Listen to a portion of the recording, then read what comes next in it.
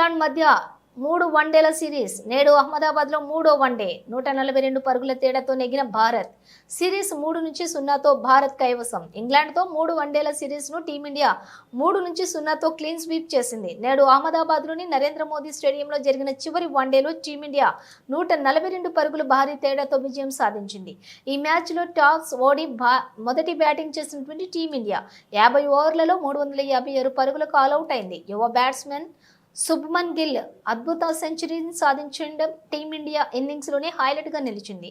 విరాట్ కోహ్లీ, శ్రేయస్ అయ్యర్, కేఎల్ రాహుల్ అలాగే రాణించడంతో పాటుగా టీమిండియా భారీ స్కోర్ నమోదు చేసింది. ఇంగ్లాండ్ బౌలర్లో Adil Rashid 4, Mark Wood 2, Saqib Mahmood 1, Gus Atkinson 1, Joe Root 1 wicket తీశారు. అనంతరం 357 పరుగుల భారీ లక్ష్యంతో బరిలోకి దిగినటువంటి ఇంగ్లాండ్ జట్టు 34.2 ఓవర్లలో 214 పరుగులకు ఆల్అవుట్ అయింది.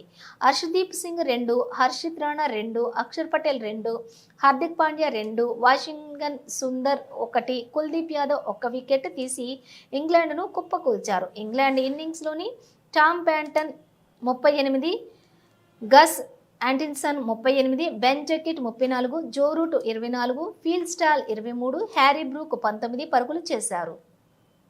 Captain Jos Buttler 6, Liam Livingstone 9 పరుగులకే అవుట్ అయ్యారు. అంతకుముందు టీమిండియా T20 సిరీస్ను కూడా చేజిక్కించుకుంది. 5 మ్యాచ్ల సిరీస్ను 4-1తో గెలిచింది. ఈ పర్యటనలో ఇంగ్లాండ్కు కేవలం ఒకే ఒక్క విజయం లభించింది. T20 సిరీస్లో 3వ మ్యాచ్ను మాత్రమే ఇంగ్లాండ్ నెగ్గింది. వన్డే సిరీస్లో అన్ని మ్యాచ్ల్లోనూ ఓడిపోయింది. Brilliant India. Thoroughly deserved 3-0 victory in this RDFC First Bank Trophy. Bitterly disappointing for England. Good to see that man Virat Kohli back in the runs. Now mysteriously has lots of critics all the time, but keeps defying the odds, scoring those runs. Rohit Sharma and Josh Buttler, the two skippers.